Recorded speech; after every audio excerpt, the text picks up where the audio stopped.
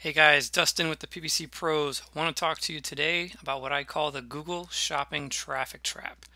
Sounds pretty crazy. I see a lot of sites with this issue, a lot of websites, and wanted to bring it up for those that don't know what it is and how it may be affecting them. So let's jump right in.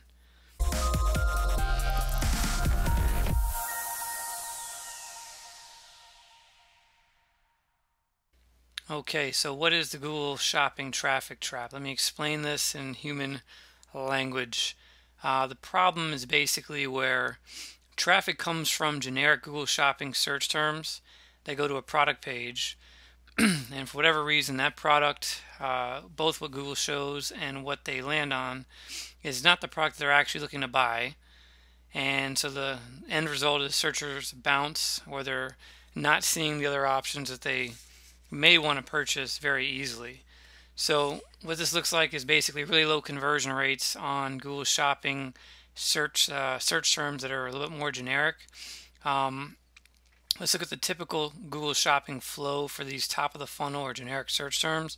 So typically somebody does a generic Google search, and then some random product Google decides to show in your product feed is presented to the searcher, and for whatever reason they happen to click on that product even if it's not exactly what they were looking for, and they end up on that product page, right? So this is the typical flow of the traffic. So that in real life would look like something like, somebody does a search for wood desks for home office. We're going to actually see a live example of this. They'll show an ad for a 69-inch wooden desk with a maple finish, and then get to a product page of the same product, L-shaped desk. And from there, if they don't like what they see, they bounce. So if we look at an example of this, let me just pull up Google here. So did a search for wood desk for home office, which was our example in that previous Google Doc. And you can see this product right here caught my attention, which is the 69-inch L-shaped desk, right, from officefurniture.com. So, right, wrong, or indifferent, this is the product that Google's showing. Obviously you have some control as an advertiser over what gets shown, but that's a whole nother conversation. Let's just imagine for a minute that I look at this page. So I'm going to open it up in a new tab. Try not to charge them any money. Okay, so I get to this page. So instantly, I like the picture. It looks pretty nice. But most people are not going to want to buy this desk. And I just say it statistically, not that there's anything wrong with this product, but the chances of somebody who searched as generic as wood desk for home office like this, the chance of them liking any of these products is very slim, right? So already we know statistically this product is probably not going to be what people want. So when we look at this page, a lot of times what we see is the traffic trap is that I, as a searcher, I'm more or less stuck on this page, and I've already scoped this page out before we started the video, so there's a few things I'll point out. But if I'm here, okay, I really don't see a lot of other options. Okay, there's no other finish. Okay, this particular product, all right. Only one color. I scroll down to the bottom here, and there's what we usually call recommended products. But if I look, this one's a credenza. We got a bookshelf. Oh, here's a desk. Here goes another credenza. Oh, here's another desk. So out of this page, if this desk is not what I like, what are my options here? I got to go back to products, or in this case, the home page, to find what I want and start my search all over again. Most of the time, this causes people to bounce. So let's go back and look at, how to diagnose this problem and kind of a few ways we can fix it. But if I pop back into my Google Doc here, so how to tell if you're having this issue, a few ways you can tell is, number one, look at the product pages on your website. Make sure, like we just saw on that page, people don't get stuck.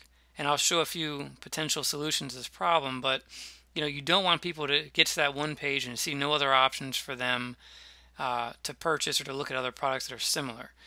You want to make sure you're objective. Maybe you want to ask others too, have other people that don't have a vested interest in your website. A lot of times when it's your website, you take it personal. And maybe it seems like elementary information for you, or how would people not know that they can just go back to the navigation and do a search all over again?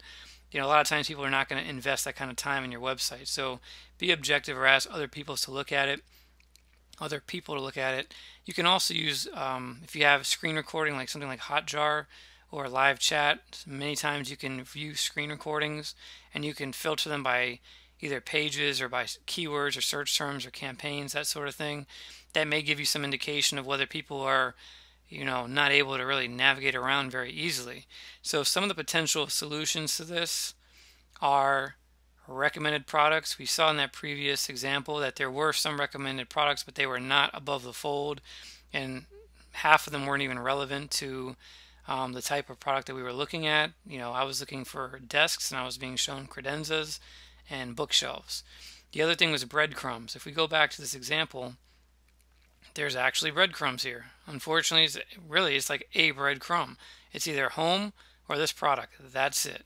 If I look at a shoe example, here's an example of some other breadcrumbs, right? So I did a search for a generic shoe. This came up, but you can see I'm in athletic shoes, but if I want to go back up one level, I've got other options. So, there's a million different ways to make breadcrumbs work, but if I'm going from home page to product page, it really defeats the purpose of having a breadcrumb, and it makes it a little bit more difficult for people to get back, and refine the search, which is the last option. If we look here, product filters, once again above the fold. If I know that I can do a product search, like for example on this website again, I hit this page, and just so you know how I got here, I did a generic search for basketball shoes men's, or it was cool shoes basketball, and you can see this is the product right here. When I look at this page, you can see if I don't like the color, I've got other options. If this isn't my size, I've got other options. These are filters above the fold, and even within this view, of course, I got breadcrumbs, but I've also got this section, which is for all intents and purposes recommended products. So 9 times out of 10, this is not going to be the product people are looking for, but there's a whole variety of other similar products that might catch somebody's attention. So they're much more likely to stick around and continue their searches, hit view all, whatever.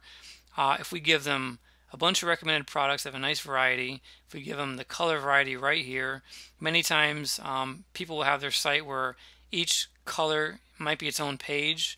And once again, if you're not able to navigate those, from one color to the next very easily, or one size to the next, it can be a real pain in the butt, and people will not spend the time to do it.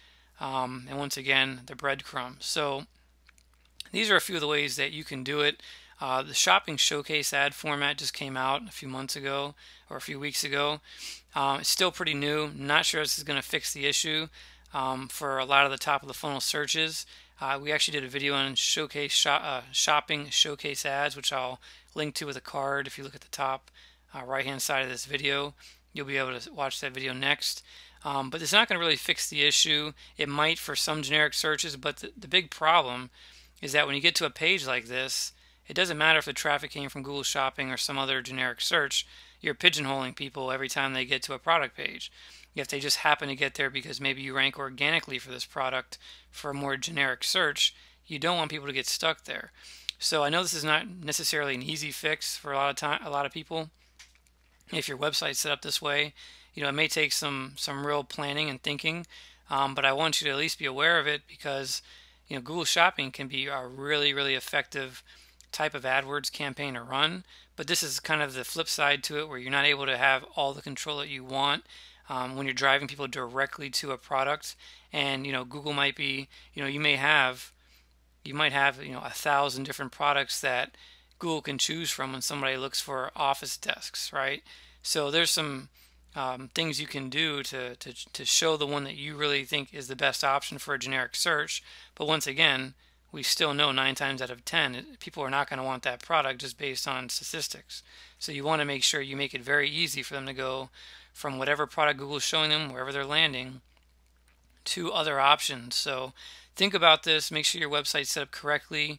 Look at adding navigation, or whether it be variant filters right here.